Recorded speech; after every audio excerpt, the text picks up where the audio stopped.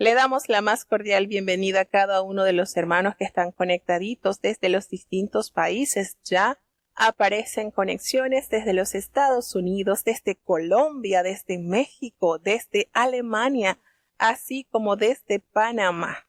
Bienvenidos todos los hermanos que ya están con nosotros, que nos han escrito un mensajito para decirnos que ya están con nosotros, listos, con los cinturones puestos para emprender este viaje a través de las Sagradas Escrituras. Y bueno, precisamente hoy vamos a tener el inicio del libro del profeta Oseas. Precioso este libro, de qué manera Dios manifiesta los mensajes. Definitivamente no nos cansamos de deleitarnos en las distintas estrategias que usa Dios para educar a su pueblo, para hacer llegar el mensaje que transforma la vida de la humanidad.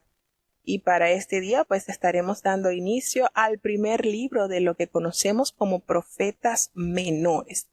Y este lugar o esta posición en nuestra Biblia la ocupa el profeta Oseas, que contiene 14 capítulos. Significado de su nombre: salvación, liberación. ¿Qué les parece el significado de ese nombre? Oseas, precioso, ¿verdad? Bueno, estamos ya a jueves 21 de septiembre del año 2023 y estamos desde la ciudad de Las Arenas, en Puerto Armuelles, Panamá, con la lectura diaria de la palabra de Dios. Felicidades a todos los hermanos que desde el 1 de enero propusieron ese reto de leer diariamente las Escrituras. Y bueno, ya hemos avanzado a algo, que estamos llegando a los profetas menores. Así que gracias a Dios nos ha ayudado y nos ha permitido invertir este tiempo en la lectura de la palabra de Dios. Vamos entonces a tener la oración de apertura para luego comenzar con la introducción de este libro. Para hoy, con la ayuda de Dios, estaríamos leyendo el capítulo 1, 2, 3 y 4 del libro del profeta Oseas. Oremos. Querido Padre Celestial, Dios de eterna bondad, de rica y abundantes misericordias, ante tu presencia estamos, Señor. Te adoramos y te exaltamos, porque solo tú eres digno de toda honra y de toda gloria, Señor. ¿A quién iremos? ¿A dónde iremos si solamente en ti hay palabras de vida eterna? Ayuda cada día, Señor, a ser transformados con el poder de tu palabra. Perdona nuestros pecados, faltas y errores cometidos delante de ti, pues reconocemos que ante tu presencia no hay hombre que no peque. Pecamos en pensamientos, pecamos en palabras, pecamos en acciones, Señor. Ayúdanos cada día. Padre, recuerda que somos polvo y ceniza. Considera nuestra condición y ayúdanos cada día más. Padre bueno, te queremos presentar este programa, la lectura de la palabra de Dios. Hoy estaremos iniciando la lectura con el libro del profeta Oseas. Señor, permite que tu Espíritu Santo abra nuestra mente, prepare nuestros corazones y dirija nuestros pasos para amar, para vivir, para practicar tu palabra, para hacer tu voluntad, Señor. Bendice cada oyente que ya está conectado desde los distintos países, Señor.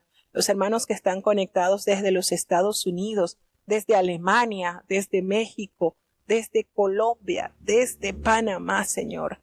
Cada uno de ellos, Señor, que en ellos se pueda realizar esa promesa que tú has dado, porque como desciende de los cielos la lluvia y la nieve, y no vuelve allá, sino que harta la tierra y la hace germinar y producir, y da simiente al que siembra, y pan al que come, así será tu palabra que sale de tu boca. No volverá a ti vacía, Señor.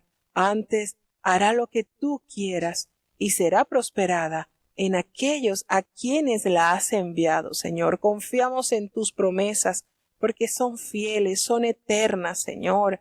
Bendice, oh Dios, cada uno de los oyentes de esta programación. Te presentamos los niños, Padre bueno, están en tus manos. Así como crecen en estatura, puedan crecer en gracia, en conocimiento, en temor de Dios en sus corazones. Te presentamos los jóvenes, Señor. Permite que en su caminar haya esa necesidad de vivir cada día más en santidad, que ellos puedan huir de las pasiones juveniles que acechan sus almas. Ten compasión, Señor, los adultos conforme a nuestras responsabilidades y compromisos. Ayúdanos cada día más a trabajar con amor por tu obra, Señor. Te presentamos los matrimonios que puedan ser fortalecidos, que puedan ser bendecidos y sobre todo, Señor, defendidos, porque el enemigo ataca grandemente esta santa institución. Pero en tu nombre es echado fuera, Señor. Si tú quieres, puedes restaurar a aquellos, Señor, que han sido heridos por el pecado. Te presentamos, oh Padre bueno, los ancianitos están delante de ti, Señor. Muchos han comenzado en tu pueblo desde su niñez, han entregado toda su juventud, su fuerza, su vigor a tu causa. Que hasta ellos, Señor, esa gracia los cubra, Padre, porque como dijo el salmista, mozo fui y he envejecido, y no he visto justo desamparado, ni su simiente que mendigue pan, Señor. Que ellos puedan ser siempre llenos de tu gracia hasta el último suspiro de sus vidas, Señor. Que la bandera de la fe puedan enarbolarla cada día de sus vidas, Señor. Te presentamos, Padre bueno, los padres para que nos dé sabiduría en la educación de nuestros hijos, y nuestros hijos que puedan ser dóciles, Señor, que ellos puedan amarte y sobre todo que ellos puedan llenarse de esa buena voluntad de obedecerte, que se adueñen de esa bendición que tú das a los hijos que honran a sus padres, porque largura de años le darás y todo lo que hacen prosperará, Señor. Es tu promesa, Señor, y tú no eres hombre para que mienta, ni hijo de hombre para que se arrepienta, Señor. Lo que tú prometes, tú lo otorgas a los que confían y viven plenamente en ti, Señor. Padre bueno, estamos delante de ti implorando una bendición especial por los enfermos, Señor. Muchos afligidos, Padre, muchos ya en una cama postrados, Señor, allí a tu misericordia. Rogamos ese amor por el cual tú has demostrado a la humanidad, Señor. Padre, si quieres, puedes sanarle, Señor. Compadécete del dolor, el sufrimiento de tus hijos, Señor. Muchos padeciendo de enfermedades que para la ciencia no hay esperanza, Señor. Pero hemos escuchado, hemos visto hombres que habían sido condenados a muerte por una nefasta enfermedad, pero el poder de tu palabra, ese milagro que tú sabes, Dios mío, invertir en los que te aman, en los que te agradan, Señor. Hemos visto milagros preciosos, hombres que ya la ciencia le había dicho que no había esperanza de vida. Tú con tu poder los has levantado para honra y gloria de tu nombre, Señor. Eres el mismo de ayer, hoy y por los siglos, Señor. Por tal motivo imploramos, Señor, rogamos que tu gracia, Señor, abastezca a aquellos que necesiten, Señor, ese milagro. Solo tú puedes hacer una obra. Tu palabra nos enseña que no hay nada imposible para ti, Señor. Como dijo aquel rey, con ellos está el brazo de carne, pero con nosotros está el brazo de Jehová. Tu brazo extendido de sanidad puede hacer grandes obras, Señor. Tú conoces, Padre. Ten compasión de Nathan, Señor. Dale fortaleza a su familia. Ten piedad, Padre bueno, la hermana Elizabeth, el hermano Floyd. Está en tus manos, Señor. Te presentamos a Matthew. Está delante de ti, Señor. Con cuánto dolor, con cuánta dificultad tu siervo enfrentando estas situaciones, Señor. Pero tú, con solamente decir la palabra, este mozo puede sanar, Señor. Ten compasión de Lauri, Señor. Enfermedades que no hay solución, pero para ti todo es posible, Señor. Natanael está en tus manos también, Señor. Ten misericordia, Padre bueno. Para ti no hay nada imposible. Te presentamos a Alan, te presentamos a José Elías, Señor, te presentamos a la hermana Raquel López, te presentamos a la hermana Ernestina, Señor. ¿Cuántos necesitan ese poder transformador que sana, limpia y liberta, Señor? Porque para ti no hay nada imposible, Señor. Ten compasión de tus hijos, Padre. Hay muchos que están esperando ese milagro, Señor, que hasta el cielo, hasta la habitación celestial, entre el ruego, Señor, en la súplica de tus hijos, que clamamos por un milagro más. Padre bueno, no nos abandones, Señor, te necesitamos. En el dulce nombre de Jesús te lo he suplicado y en él te doy las gracias, Señor. Amén. Bueno, mis hermanos, una vez más, vamos entonces a dar apertura a un libro. El libro del profeta Oseas, por supuesto, el autor es el profeta Oseas, lleva su nombre y nos damos cuenta que la fecha que data de la escritura de este libro es en el año 750 antes de Cristo. Y el tema principal que se encuentra en este libro es el retorno a Dios, volver a tu primer amor. Cuando tú reconoces que nadie más te puede amar de la misma manera que Dios, entonces regresas a sus brazos reconociendo que nadie te ha amado ni te amará como Él te amó.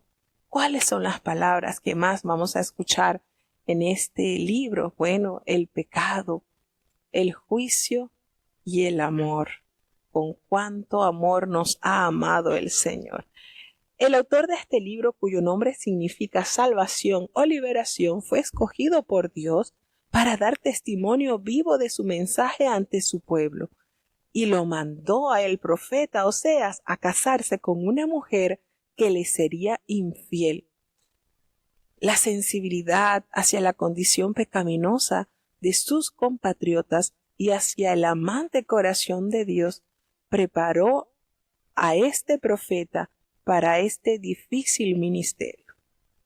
El libro de Oseas indica el momento preciso y el lugar histórico en que se desarrolló su ministerio al mencionar a los monarcas del reino meridional de Judá. Se menciona en el capítulo 1 cuando habla de que estaba gobernando en el reino del sur Usías, Jotán, Acaz y Ezequías. Eran los años en que estaban en que se desarrolló el ministerio del profeta Oseas.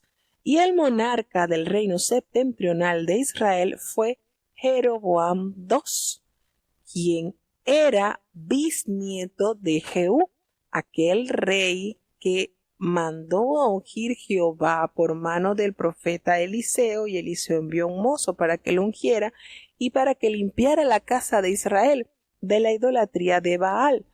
A Jehú, el Señor, por haber cumplido a cabalidad esta limpieza, de haber matado a todos los sacerdotes de Baal y de haber destruido su templo, Jehová lo premia diciéndole que de su descendiente estaría sentado allí en el trono de Israel hasta la cuarta generación. Y efectivamente el Señor es fiel en su palabra y así lo hizo. Estuvo gobernando Jehú, su hijo, su nieto y su bisnieto hasta la cuarta generación. Y precisamente Jeroboam II o segundo, hasta allí se cumplió la promesa de Dios. No con esto queremos decir que Jehú fue un rey santo y limpio, no. Ninguno de los 20 reyes que gobernaron en el reinado del norte fueron dignos de admirar por santidad o fidelidad. Sencillamente este hombre Jehú también cayó en la idolatría, no hacia Baal, pero sí hacia los becerros que había edificado Jeroboam, el primer rey que gobernó en el norte después que se dividió el reino. Entonces no hubo ninguno en realidad que viviera una vida santa y piadosa en el reino del norte. Sin embargo, por él haber hecho lo que Jehová le había mandado de limpiar la idolatría de Baal, el Señor le premia ese esfuerzo y le permite hasta la cuarta generación que se siente a gobernar. Y es precisamente en el último descendiente de Jehú, en el reino del norte, que está en acción o en el ministerio el profeta Oseas. Claro está, este rey Jeroboam II fue terrible, no hizo nada bondadoso para el pueblo de Dios. Este hombre gobernó mientras Oseas cumplía su misión profética. Estos detalles importantes los hallamos en el primer capítulo, en el primer versículo, y esto define el periodo, por supuesto, de su actividad entre los años 755 y 715 antes de Cristo. Tenemos entonces un estimado de 40 años de ministerio en manos del profeta Oseas. Aunque todos los indicios eran positivos para Israel, la amenaza de un desastre se acercaba inadvertida, porque en esta época la gente gozaba de paz, abundancia y prosperidad, pero comenzaban a ensombrecer el horizonte. Había anarquía que pocos años más tarde ocasionaría el colapso político de esta nación. El profeta Oseas describe las condiciones sociales del entonces. Habían líderes corruptos, inestable vida familiar, extendida inmoralidad, odio de clases y pobreza. Aunque la gente continuaba rindiéndole culto a Jehová, la idolatría recibía cada día más aceptación y los sacerdotes no guiaban al pueblo por la senda de justicia. Pese al oscuro de aquellos días, Oseas hizo surgir la esperanza de que el pueblo de Dios retornaría a su Dios. El contenido de este libro, Oseas trata de un pueblo que necesitaba oír del amor de Dios, un Dios que quería contarles cuán grande era su amor y cuál era el único camino a través del cual se podía ofrecer ese amor a Dios. El pueblo pensó que podía comprar el amor de Efraín. Alquiló amantes. Eso lo hallamos en el capítulo 8, versículo 9. Que el amor era la búsqueda del placer. Iré tras mis amantes que me dan, como lo revela el capítulo 2, versículo 5, que amar cosas sin valor podía reportar algo positivo y se hicieron abominables como aquello que amaron. El capítulo 9, versículo 10 nos va a revelar esto. Dios quería que Israel conociera su amor, el cual se ofrecía a los despreciados, a los desheredados. Cuando Israel era muchacho, yo lo amé. Esto lo leemos en el capítulo 11, versículo 1, que guiaba al pueblo con gentil disciplina, como nos revela esta verdad, con cuerdas de amor te he llamado. Oseas 11:4, y perseveraba pese al atolondramiento y a la resistencia de la gente. ¿Cómo podré abandonarte? Oseas 11:8. El problema era cómo llevar este mensaje del amor de Dios a un pueblo no inclinado a escuchar y no acostumbrado a obedecer. Si acaso escuchaba, la solución de Dios fue dejar que la vida del profeta se convirtiera en su propio sermón. Oseas se casaría con una mujer impura, una mujer fornicaria. La amaría de verdad y tendría hijos con ella. Se casaría con ella e ella nuevamente regresaría a sus actitudes impropias y él volvería a buscarla. En resumen, Oseas debía mostrar a través de su amor por su esposa Gomer la clase de amor que Dios sentía por Israel. Entonces, nótese la particular manera de Dios mostrar este sermón tan palpable a los ojos del pueblo a través de la vida del profeta. No le fue fácil realmente al profeta. Imagínense, la orden del Señor fue: anda, busca a una mujer con este estilo de vida y cásate con ella y ámala. Eso, bueno, imagínense ustedes, cuando usted ofrenda la voluntad a Dios, toma el yugo del Señor y sigue en pos de él. Y así sucedió con este profeta, para él poder legitimizar el amor de Dios en la vida de su pueblo. Lo trazó, lo dibujó en la vida diaria del profeta. Qué manera tan particular Dios, ¿verdad? Verdaderamente Dios no nos deja de sorprender. Es nuestro maestro y pedagogo que nos instruye, nos educa, nos ama y nos disciplina. Entonces podemos notar cuántas verdades nos revela este libro, y de manera especial vamos a emprender ya el viaje por el primer capítulo del libro del profeta Oseas. Recordemos, el significado de este nombre es salvación. Escuchemos.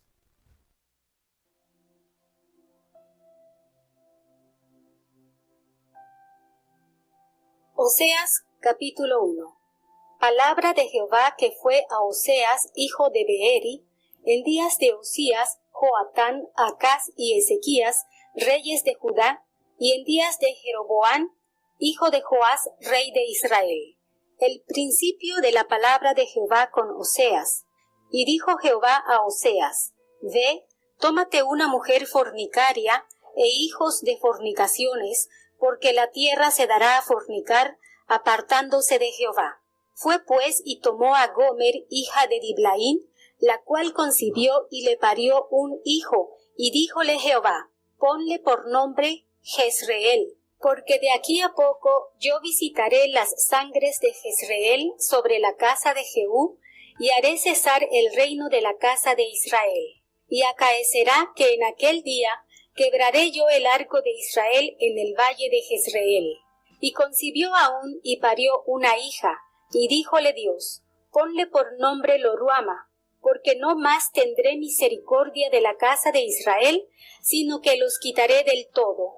Mas de la casa de Judá tendré misericordia, y salvarélos en Jehová su Dios. Y no los salvaré con árico, ni con espada, ni con batalla, ni con caballos, ni caballeros.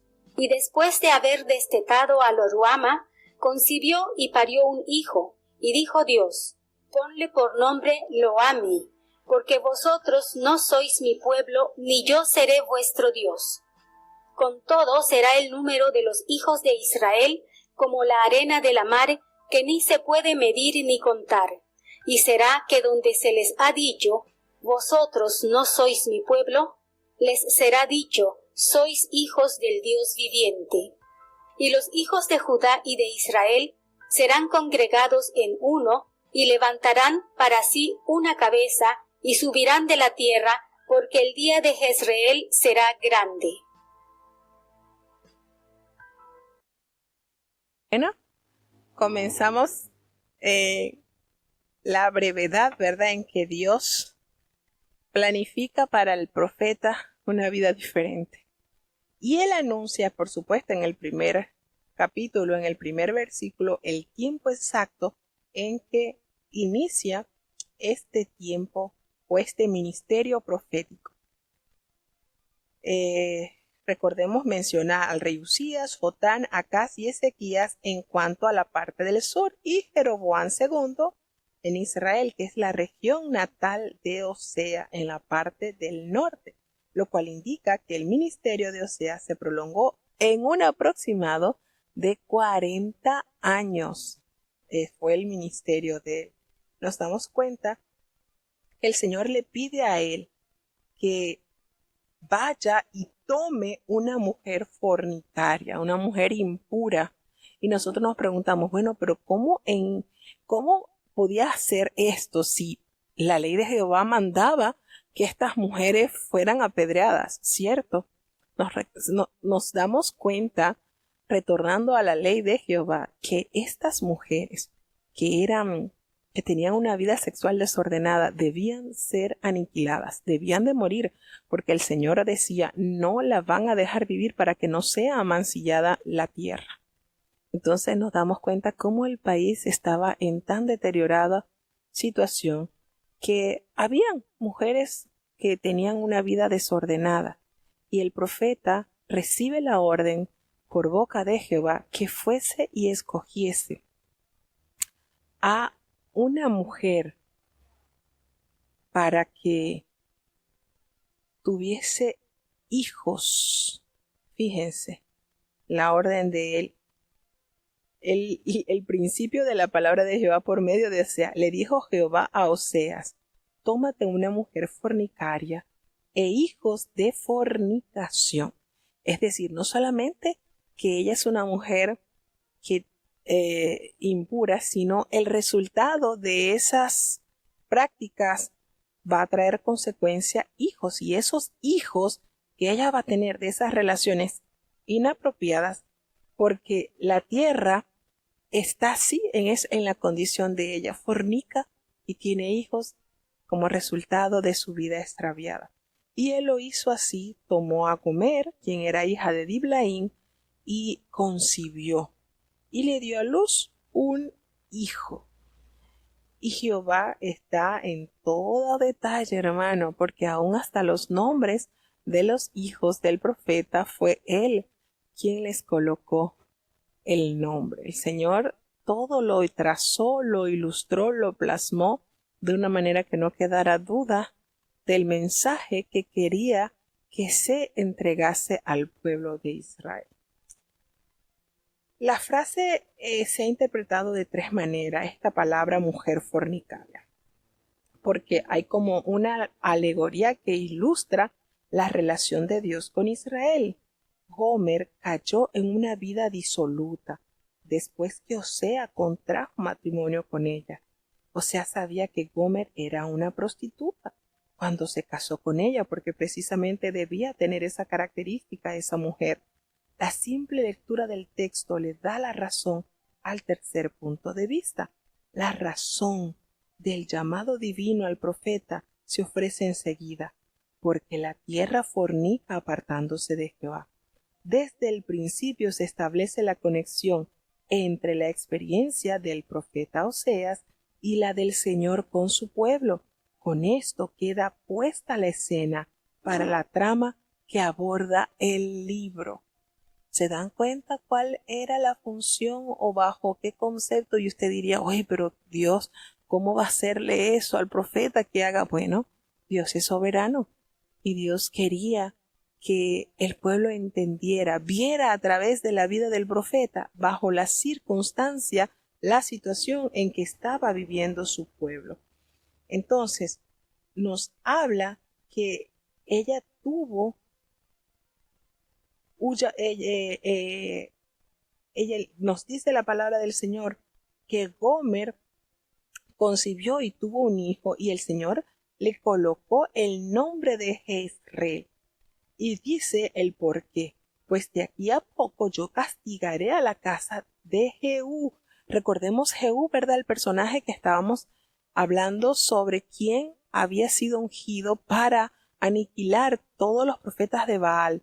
Limpiase entonces Israel de este ídolo. Sin embargo, Jehú no fue leal en el sentido que, aunque él limpió la tierra de Israel de los Baales, pero él cayó en pecado adorando a los becerros que Jeroboam había colocado.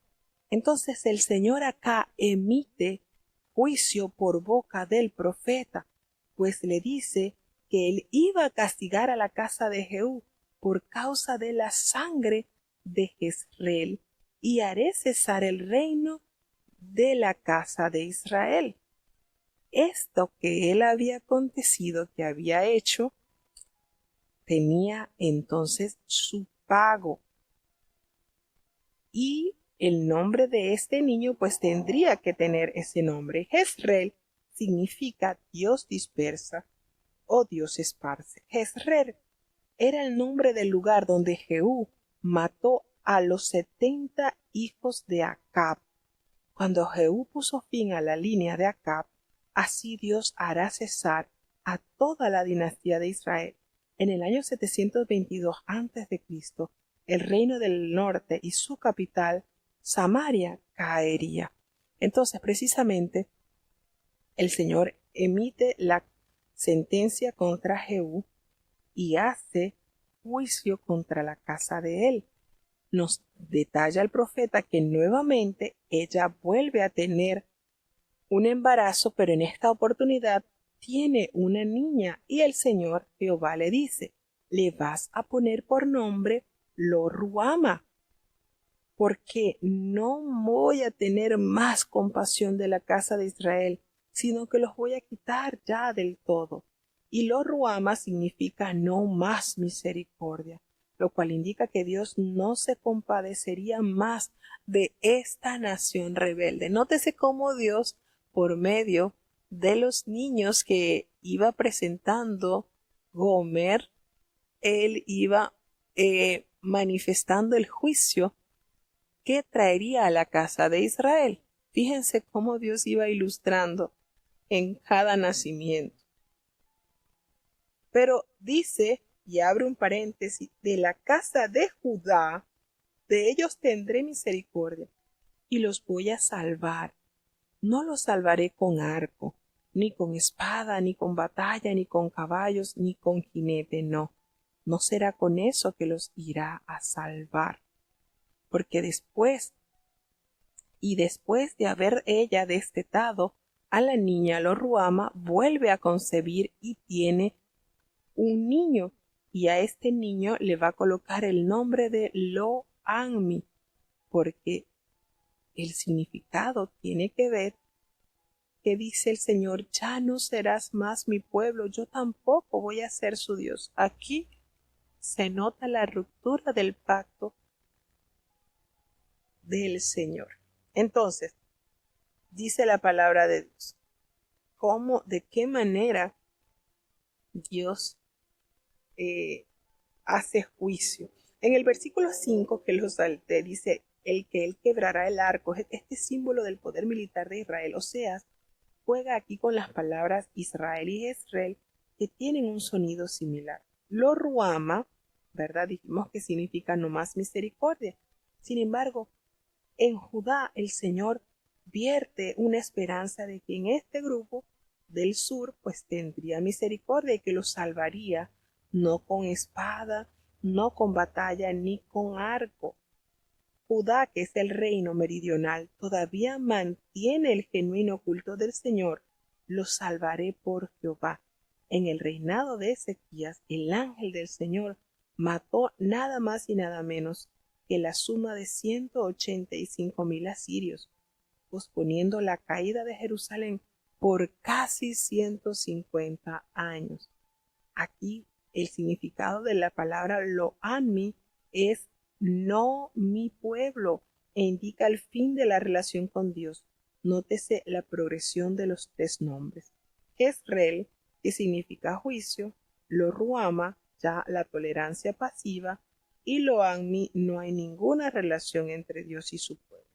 Aunque la reunificación de los dos reinos tendrá lugar tras el exilio, su fusión bajo un solo jefe no será definitivamente sino hasta que el Mesías los reúna. Jezreel se ha empleado en el capítulo 1, 4 y 5 para indicar Dios esparce. Ahora adquiere su significado positivo, Dios siembra. Nos damos cuenta entonces cómo el Señor promete también hacer la restauración. Se congregarán los hijos de Judá y de Israel y nombrarán un solo jefe. ¿Quién será ese jefe? Por supuesto, nuestro amado Mesías. Vamos a seguir avanzando hacia el capítulo 2 del libro del profeta Oseas.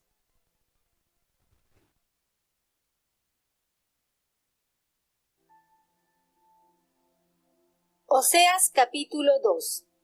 Decid a vuestros hermanos Ami y vuestras hermanas Ruhama, pleitead con vuestra madre, pleitead, porque ella no es mi mujer, ni yo su marido. Quite pues sus fornicaciones de su rostro y sus adulterios de entre sus pechos.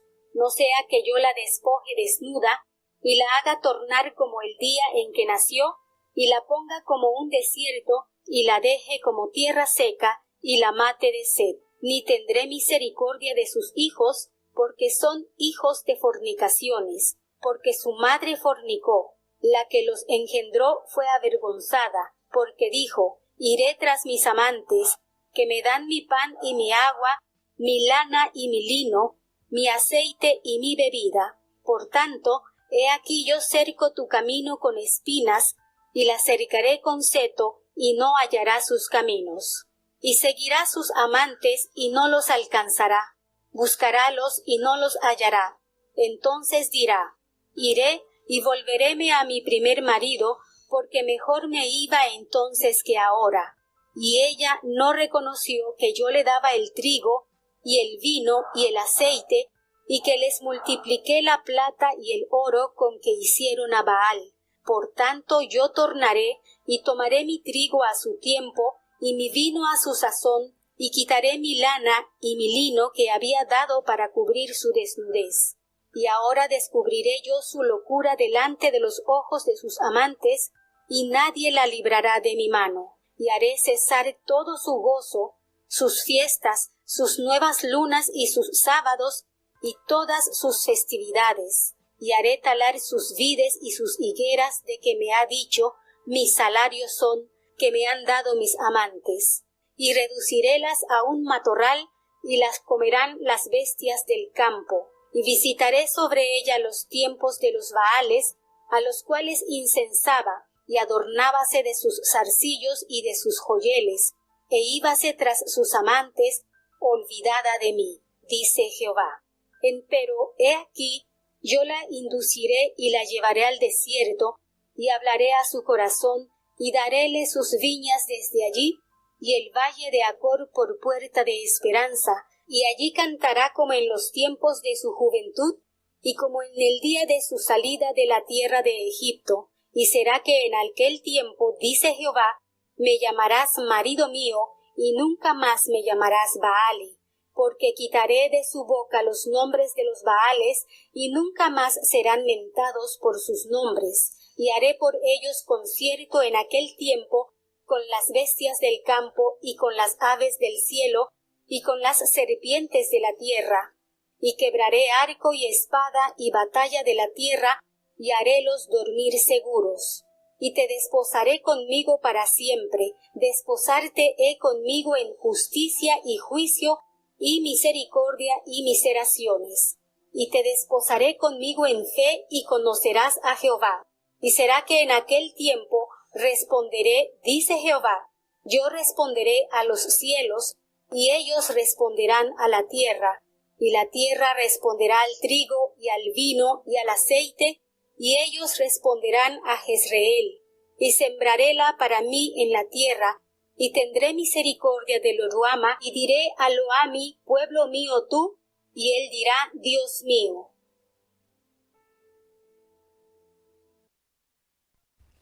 Bueno, fíjense lo que podemos ir palpando en cada uno de estos versículos. Al principio del capítulo, el Señor le dice: ustedes díganle a sus hermanos, a Anmi y a su hermana Ruama, deben de reclamarle, de pelearle a su madre, porque ya ella no es mi mujer. Y fíjense cómo Dios se encarga de hilvanar esta situación que está viviendo el profeta a lo que está enfrentando la nación como tal. Dios llama a los individuos a los individuos que forman la nación de Israel, por supuesto, que clamen por justicia, así como lo hacen los hijos cuyo hogar se ha roto a causa del adulterio de uno de sus padres. El Señor le dice: ella no es mi mujer, porque sus acciones adúlteras han roto la relación matrimonial. Es decir, esto que está sucediendo, esto que el Señor ilustra por medio de la vida del profeta, va a traer como consecuencia la separación a causa de la locura, de las malas acciones de la mujer adúltera. Y esto, volvamos a asumir, ¿qué representa el profeta? A Dios, ¿verdad? Es como es una alegoría. A la mujer adúltera, a Israel, que ha tenido una vida desordenada. Y por supuesto, cuando ella abandona al esposo, los hijos quedan a la intemperie, no tienen los mismos beneficios que tienen cuando su padre, porque recordemos la importante función de un padre, es la de proveer, la de proteger, la de formar. Porque en la educación hebrea tenemos que los niños, una vez que eran destetados, pues la educación recaía sobre los papás. Y las niñas, por supuesto, eran las mamás las que las formaban para los deberes que ellas tenían que realizar en el hogar. Entonces, toda esta armonía social que se lleva a cabo cuando un matrimonio está finamente armonizado con la voluntad de Dios, crea hijos sanos, hijos saludables, hijos fuertes emocional, espiritual, socialmente, cosa que aquí el Señor le argumenta y le dice a sus hijos, mire, reclámenle a su madre, contiendan con ella, porque ya ella no es mi mujer, ella es la que ha fallado con este pacto que hemos concertado. No ha sido el esposo, porque se ha mantenido siempre con la fidelidad y con la misión de cumplir su función. Entonces, fíjese cómo Dios va ilustrando por medio de la vida del profeta. Entonces, a consecuencia, pues, Dios les dice a ellos lo que debían hacer. Pues, Él le dice, yo no sea que yo la despoje, la desnude y la haga tornar, la haga que tenga la misma condición en la que ella nació. ¿Cómo nacimos nosotros? Desnudos, por supuesto. Y la ponga como un desierto y no la deje como tierra seca y la mate de sed.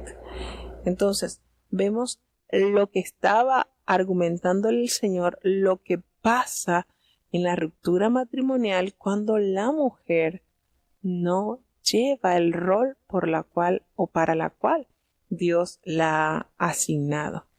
Y le hace entonces la advertencia, no tendré misericordia de sus hijos, es decir, ella me falló, tampoco voy a velar por los hijos, porque son hijos de fornicaciones, son hijos que no tengo una responsabilidad mayor, porque han sido concebidos bajo los preceptos del pecado.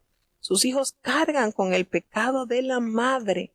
Entonces Dios despliega, sin embargo, dice, la madre fornicó, la que engendró fue y lo que ella engendró fue avergonzada, porque dijo, yo iré, me moveré tras mis amantes, ellos son los que me sustentan, los que me dan el pan, el agua, los que me visten, las que me sacia de mis bebidas cuando no es así.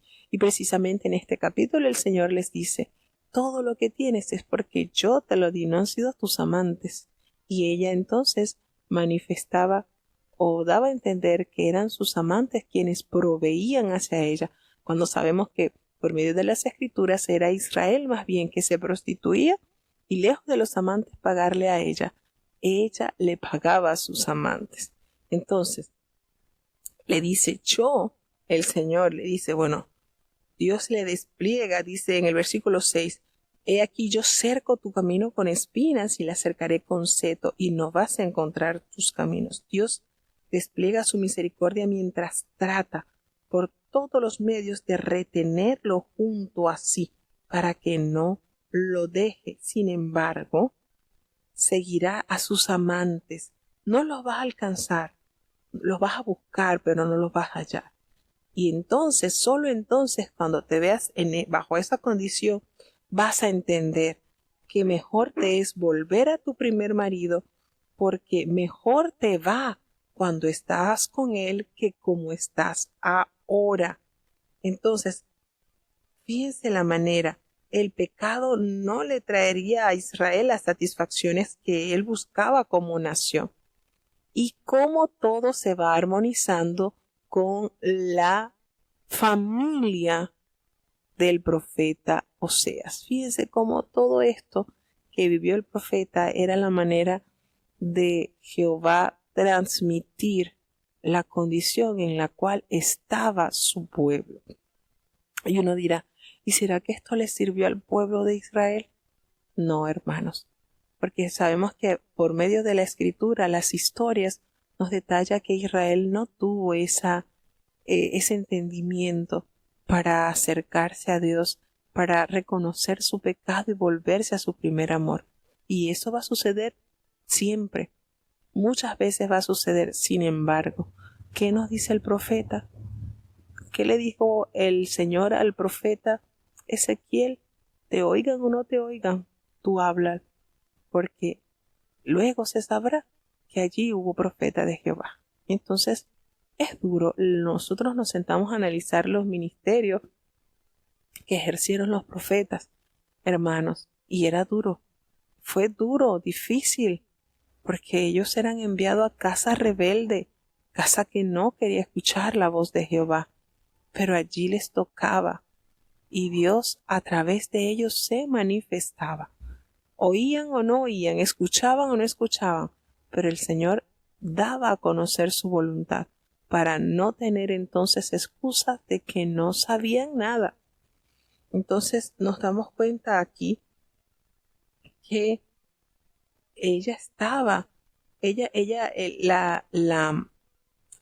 la mujer, la esposa del profeta, le hace referencia, ella no había reconocido que era el Señor quien le daba el trigo, el vino, el aceite, quien había dado hasta oro, hasta plata, que ella lo malinvirtió en sus amantes, en Baal. ¿Y sabe qué? Le dice entonces el profeta, le dice el Señor, yo voy a volver y voy a tomar mi trigo en mi tiempo y mi vino y voy a quitar mi lana y mi lino, todo con que he cubierto tu desnudez, todo lo que he hecho por ti, te voy a despojar de todos los beneficios. Y entonces te vas a dar cuenta de esa locura a ojos de tus amantes y nadie te va entonces a librar de mi mano. Es decir, todas las bendiciones en las que te he llenado, de las que te he rodeado, que tú se las atribuyas a tus amantes, no es así. He sido yo el que te ha alimentado, el que te ha vestido, el que te ha cubierto, el que te ha sustentado. Y voy a hacer que todas esas bendiciones, todo el gozo de las fiestas, de las lunas nuevas, de los días de todas estas festividades, voy a hacer talar tus vides, voy a hacer talar tus higueras, todo esto. Y tú vas a decir, y mis salarios que me han dado mis amantes. Todo eso a lo que tú le atribuías que eran tus amantes, de los cuales recibías beneficio. Y no es así. Todo eso lo voy a reducir a matorral. Será solamente monte, no habrá más nada. Y eso servirá para alimento de las bestias del campo.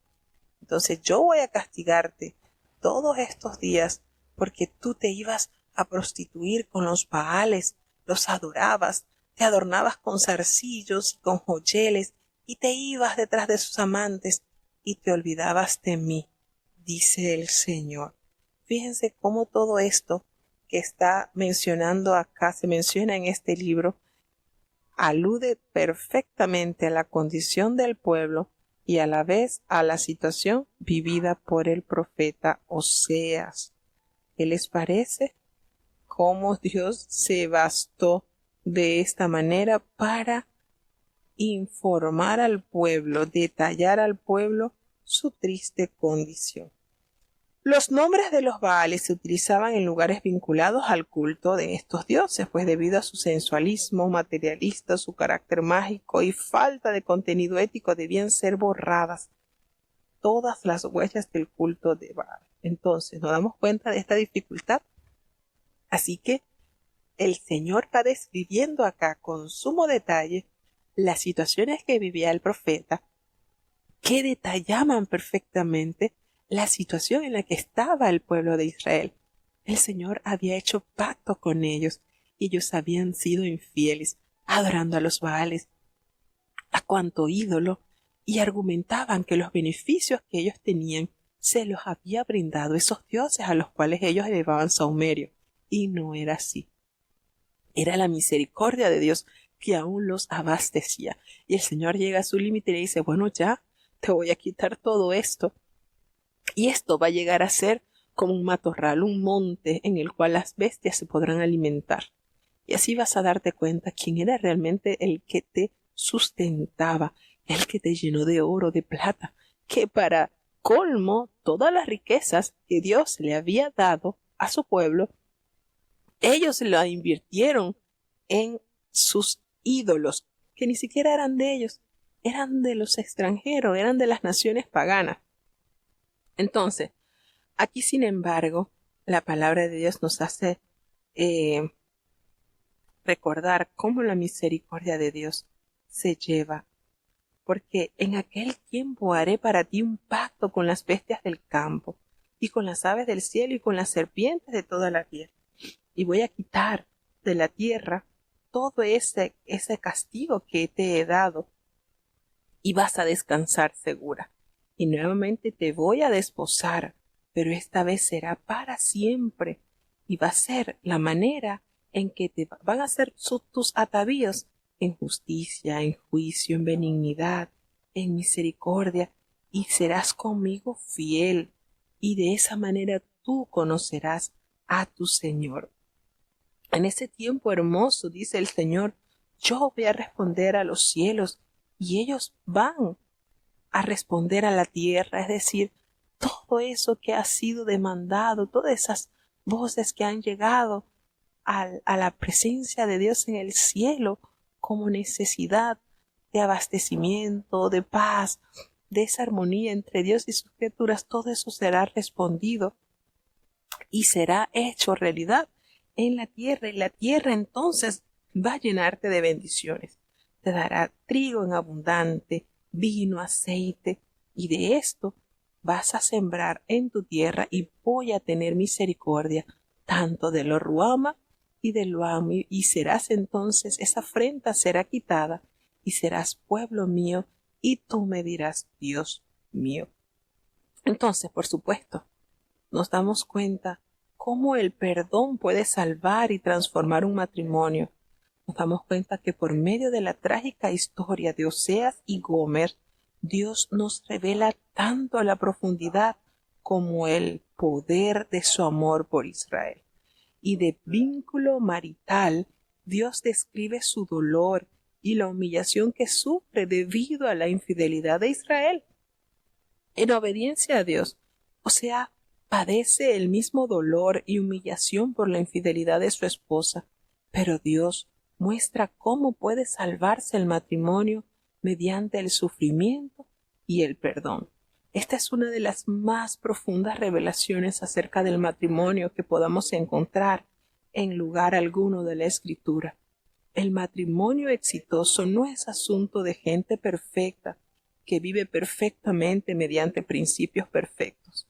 El matrimonio es más bien un estado en que gente muy imperfecta se hiere y humilla a menudo, pero encuentran la gracia para perdonarse el uno al otro y permitir así que el poder redentor de Dios transforme su matrimonio. Pues vemos cómo el cuadro de infidelidad de esta mujer, pero vemos el cuadro de perdón y de reconciliación por parte de su esposo y Señor. Seguimos avanzando hacia el capítulo 3 del libro Oseas.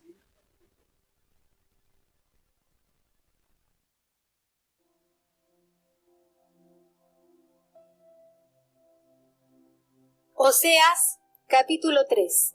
Y díjome otra vez Jehová, ve, ama a una mujer amada de su compañero, aunque adúltera, como el amor de Jehová para con los hijos de Israel, los cuales miran a dioses ajenos y aman frascos de vino. Compréla entonces para mí por 15 dineros de plata y 1 homer y medio de cebada, y díjele, tú estarás por mía muchos días, No fornicarás ni tomarás otro varón, ni tampoco yo vendré a ti, porque muchos días estarán los hijos de Israel sin rey, y sin príncipe, y sin sacrificio, y sin estatua, y sin ephod, y sin terafín.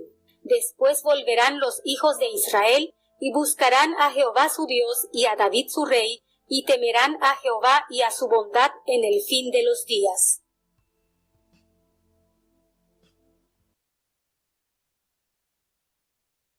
Bueno, fíjense cómo todo se va desarrollando de una manera especial, porque la esperanza que lleva a reconocer nuestra infidelidad a Dios es volver a nuestro primer amor.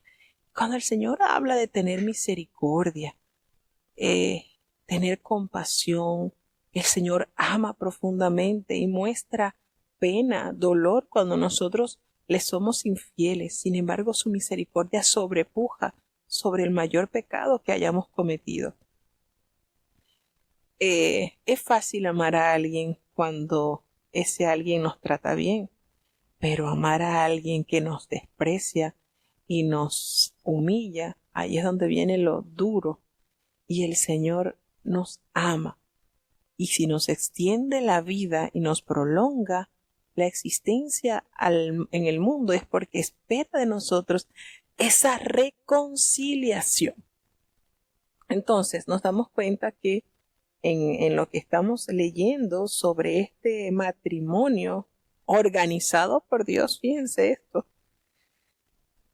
una de las cosas que favorece siempre es que cuando los padres, los progenitores también, pues deben mostrar ese sentimiento para con sus hijos.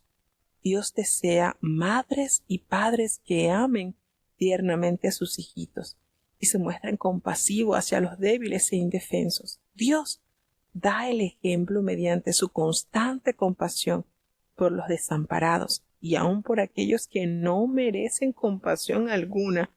Así de bueno es nuestro Dios. Entonces, el Señor renueva el llamado a Oseas a que vuelva a amar a su esposa, que vuelva y la busque de esa vida disoluta en la cual ella está acostumbrada. El Señor le dice otra vez, anda, ama a esa mujer que tiene muchos compañeros, aunque ella es adúltera, como el amor de Jehová para con los hijos de Israel, los cuales miran a dioses ajenos y aman tortas de paz. Anda, miren cómo Dios le va indicando. ¿Y qué hizo el profeta? Miren esta manera en que resulta que el precio de un esclavo era de 30 siclos, de manera que aquí Osea lo paga parte en plata y parte en otros bienes. 15 ciclos de plata, que representaban unos 171 gramos, un homer y medio de cebada, que equivalía a 555 litros aproximadamente, y él va y compra esa, regresa, es decir, va, ella estaba en su mundo desordenado, disoluto, y ella va, el profeta va y paga la liberación de su mujer. De tal manera que él va y le anuncia y le dice, mira, tú vas a ser mía durante muchos días. No vas a estar fornicando, ni vas a acostarte con otro varón, no. Vas a estar totalmente aislada de todo hombre, ni aún con él iba a estar. Y esto se lo anuncia porque habrán muchos días en que los hijos de Israel iban a estar sin rey, sin príncipe, sin sacrificio, sin ninguna estatua y sin ningún efod y sin ningún terafín en lo cual fuera a caer en la idolatría. Es decir, no iba a tener oportunidad de buscar a Dios, pero tampoco de errar con otros dioses. Cuando le dicen, no tendrás rey, ni príncipe, ni sacrificio, nada. Porque después de este tiempo, este va a ser como un tiempo de depuración. Vas entonces a volver los hijos de Israel y van a buscar a Jehová y a David su rey. Cuando hace referencia a esto, recordemos que nos determina el reinado del Señor, y temerán a Jehová y a esa bondad por siempre. Entonces, esto, por supuesto, durante el exilio, Israel tendría que prescindir de todas las estructuras y todos sus recursos con los que ellos habían dependido en el pasado. Las listas de instituciones y símbolos que guiaban los pasos de Israel eran una mezcla de principios del culto y prácticas ordenadas. Por ejemplo, eran prácticas ordenadas y prohibidas por Dios, las cuales indican cuánto se había movido el pueblo hacia una forma de religión sincrética. ¿Ustedes saben lo que es el sincretismo? Es que el sincretismo es mezclar varios cultos. Y entonces Israel había caído en este punto, por supuesto. Claro está, la palabra de Dios nos habla que cuando Asiria se llevó consigo a los moradores de Israel en el norte, notaron que las tierras de Israel fueron llenadas de bestias feroces y los que llegaban ahí eran devorados. Entonces ellos entendieron y dijeron, vamos a buscar los sacerdotes israelitas para que enseñen y esto cese. Y resulta que los sacerdotes hicieron una mezcla de los cultos al Señor y los paganos. Allí se habla de sincretismo. Entonces, sucede que ellos iban a tener entonces este tiempo como de depuración. Y por ejemplo, el efod formaba parte de la vestimenta del sumo sacerdote, el cual se adhería esa herramienta que era el urín y el tumín. Pero los terafines eran dioses domésticos, probablemente eran imágenes de los antepasados. Recordemos que el papá de Rebeca tenía terafines y ella llegó a robar esos ídolos. Es que por naturaleza el hombre siempre busca algo en quién o qué confiar.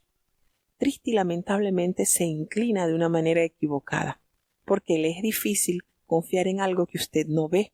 Y por eso siempre esa idea de tener algo allí, algo palpable que usted pueda ver, echarle agüita, echarle un vinito, colocarle una florecita. Pero esto no funciona así. El Dios al invisible, al único, a ese es al que hay que rendirle toda adoración, y el altar principal de ese Dios es nuestro corazón.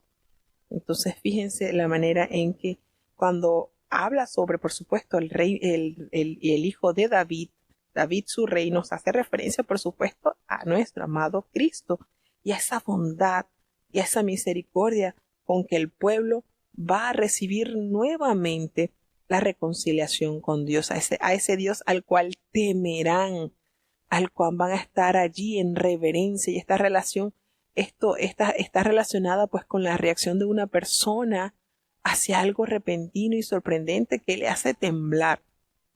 Entonces nos damos cuenta cómo Israel tiembla debido a la repentina, sorprendente e increíble benignidad de Dios que derrama sobre su pueblo en los últimos días.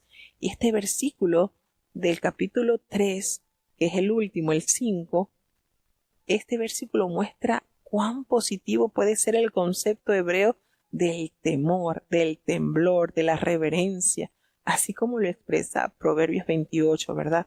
Bienaventurado el hombre que siempre teme a Jehová. Allí, a ese punto, Dios quiere que su pueblo llegue a adorarle, a temerle con reverencia perfecta. Vamos a seguir entonces ya al último capítulo por el día de hoy.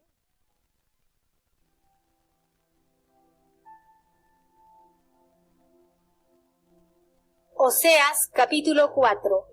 Oíd palabra de Jehová, hijos de Israel, porque Jehová pleitea con los moradores de la tierra, porque no hay verdad ni misericordia ni conocimiento de Dios en la tierra. Perjurar y mentir y matar y hurtar y adulterar prevalecieron, y sangres se tocaron con sangres, por lo cual se enlutará la tierra y extenuaráse todo morador de ella, con las bestias del campo y las aves del cielo, y aun los peces de la mar fallecerán. Ciertamente hombre no contienda ni reprenda a hombre, porque tu pueblo es como los que resisten al sacerdote.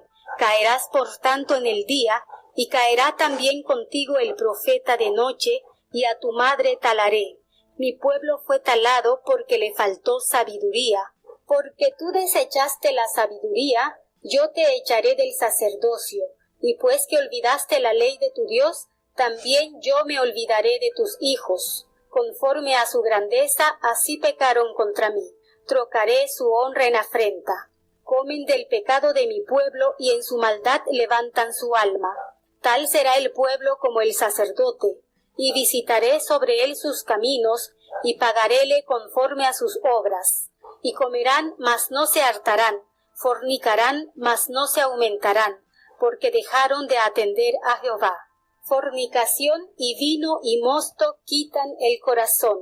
Mi pueblo a su madero pregunta, y su palo le responde, porque espíritu de fornicaciones lo engañó, y fornicaron debajo de sus dioses. Sobre las cabezas de los montes sacrificaron, e incensaron sobre los collados, debajo de encinas, y álamos, y olmos que tuviesen buena sombra.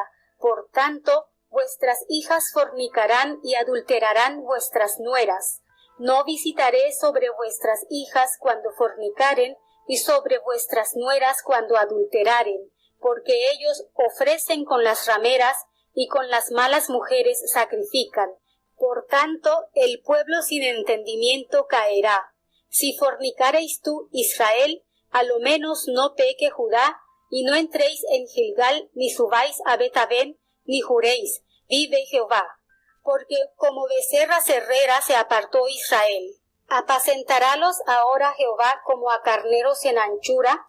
Efraín es dado a ídolos, déjalo. Su bebida se corrompió, fornicaron pertinazmente, sus príncipes amaron las dádivas, afrenta de ellos. Atóla el viento en sus alas, y de sus sacrificios serán avergonzados. Bueno, en este capítulo ya vemos al Señor acusando a Israel de sus pecados, la idolatría que había invadido la nación. Cuánto mal nos causa la desobediencia, de verdad. Y volvemos a lo que se habla, pequeñas cositas, algo insignificante, va haciendo esa grieta en nuestra vida ante Dios hasta que causa una enorme separación. ¿Y cuál? La desobediencia, ese puntito que empieza a hacer estrago en nuestras vidas. Bueno, así nos dice la palabra de Dios en este capítulo 4, donde dice, oíd palabra de Jehová a los hijos de Israel, porque Jehová está pleiteando con los habitantes de la tierra y no hay verdad, no hay misericordia, no hay conocimiento de Dios en la tierra. Qué triste, ¿verdad? Dios detalla las debilidades de su pueblo. Hay dos tipos de pecado que caracterizaban al pueblo de Dios, y era la carencia de los elementos básicos de una ética social. Ellos no miraban por los necesitados y los desvalidos, y ellos violaban rigurosamente los mandamientos del Señor. Entonces estos quiebres causaron grandes estragos en la vida del pueblo del Señor. Cuando el Señor dice no hay conocimiento de Dios, se refiere a ese íntimo compañerismo con Él, más que a un conocimiento de la naturaleza divina.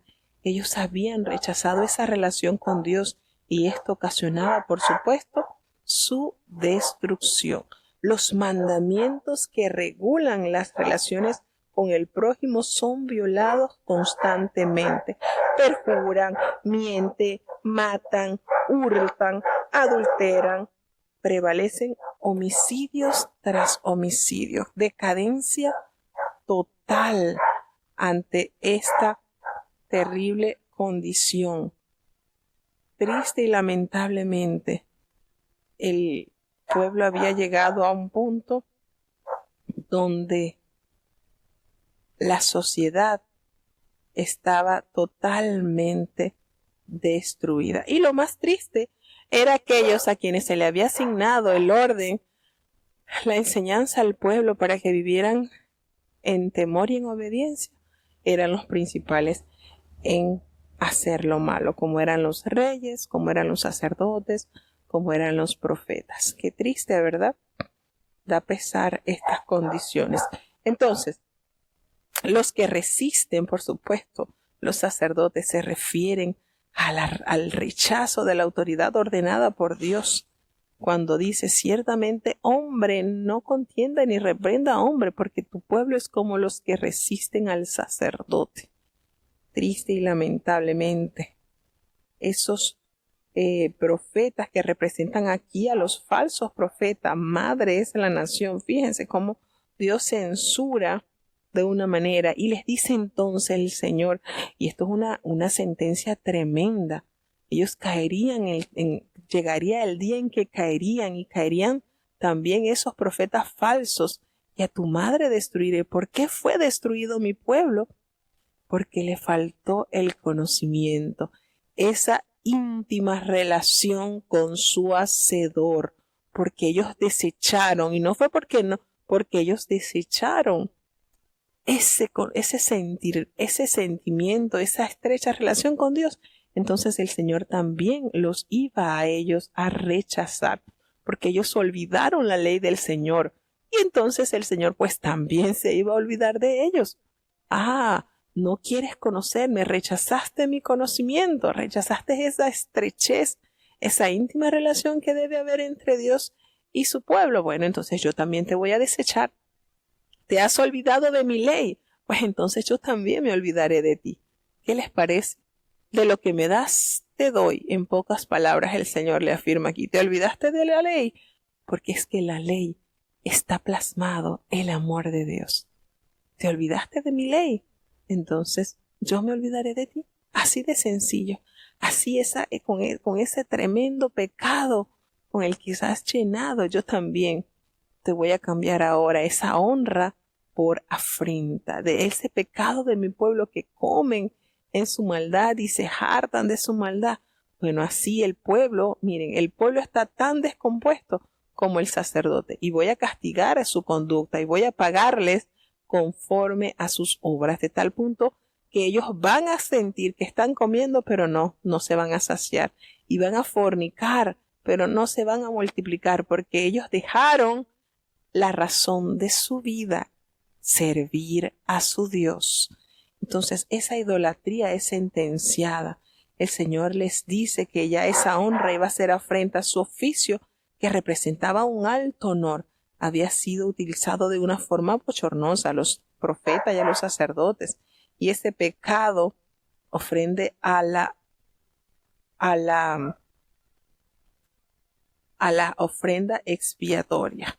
Cuando ellos dicen que el versículo 8 del pecado de mi pueblo comen, es haciéndose referencia a que cuando el que ofrecía la expiación por su pecado y ellos comían, aquí está censurando duramente a los sacerdotes, y en su maldad levantan su alma, es decir, ellos están comiendo de esto y ellos procuran que el pueblo siga pecando para que ellos sigan siendo alimentados de eso.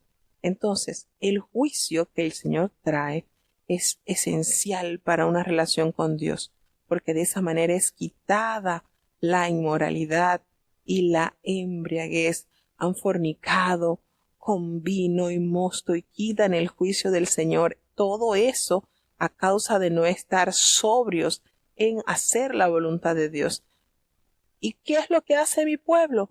Busca solución en ídolos hechos de madera, y le preguntan al leño y le preguntan a estos dioses, y esto lo que hace es que ellos estén errados y han dejado a su Dios todopoderoso.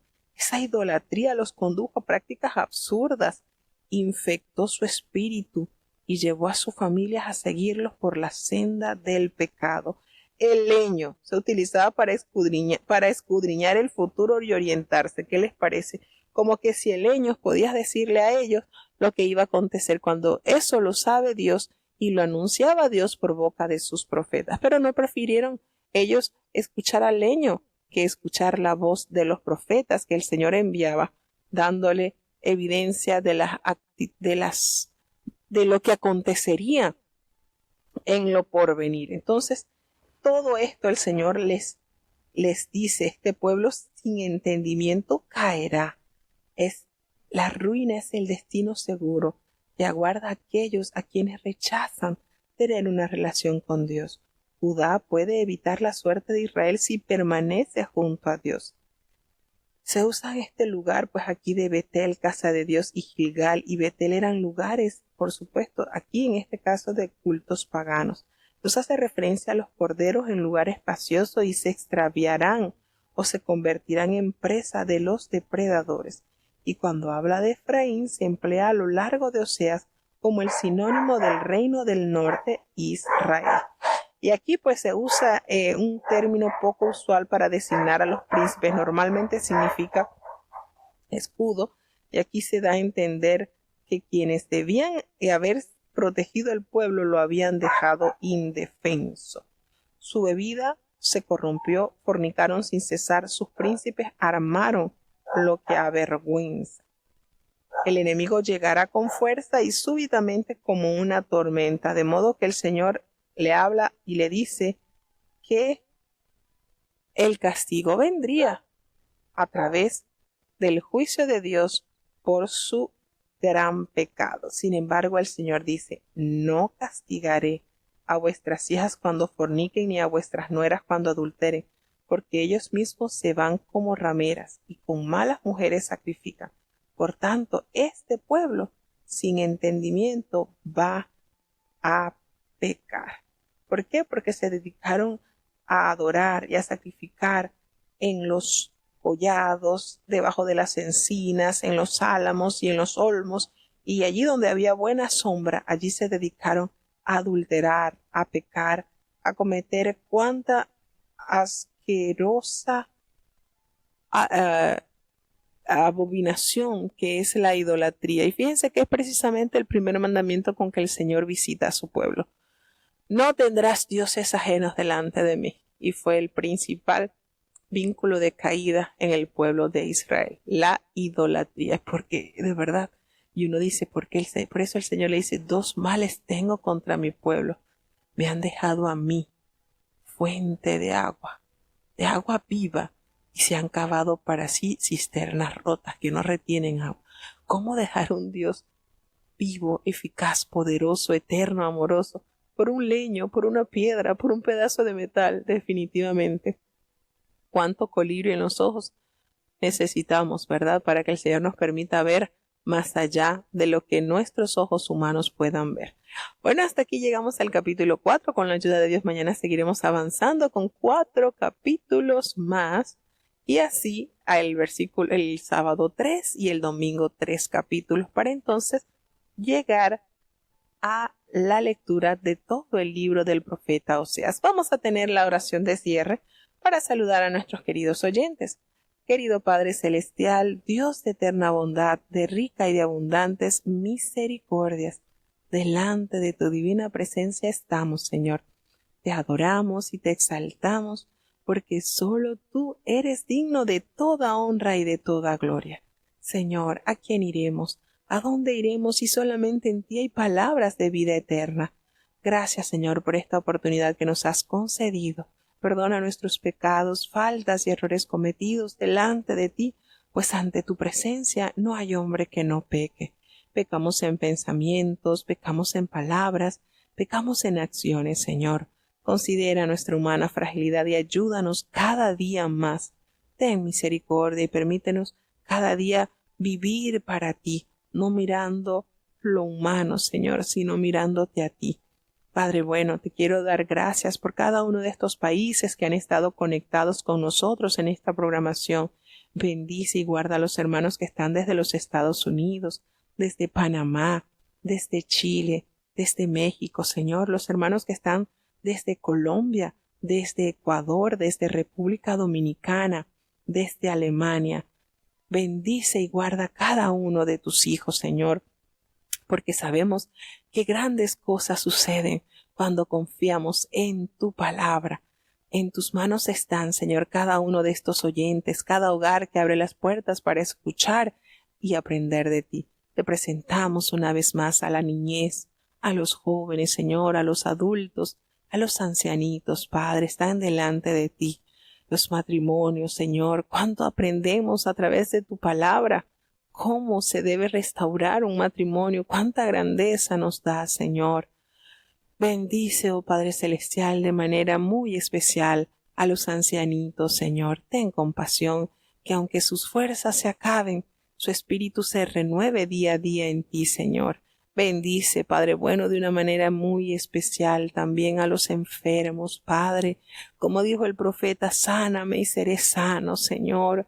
¿Cuántos claman a ti de noche y de día, viendo, Señor, la aflicción de ellos? Sabemos que te compadeces, Señor, porque tú también sufriste estando en la tierra, Señor, y al mirar a los afligidos te compadecías, Señor, y decías, quiero, sé limpio. ¿Cuántos están esperando, Señor, ese querer para que tú hagas una obra especial en cada uno de ellos? Para ti no hay nada imposible, Señor. Compadécete de sus cargas, de sus enfermedades, Señor, pues tu palabra nos revela que tú sanas todas nuestras dolencias, Señor. No hay ninguna que pueda resistirse a tu poder y a la buena voluntad para con la humanidad. Quédate con nosotros, Señor, te necesitamos. En el dulce nombre de Jesús te lo he suplicado y en él te doy las gracias. Y ahora te pedimos, Señor, que el bendito amor de Dios, la gracia y la paz de nuestro Señor y Salvador Jesucristo, la compañía y comunión de tu Espíritu Santo, quien es nuestro eterno Consolador, sea con cada uno de tus hijos, nos guarde desde ahora y para siempre. Amén.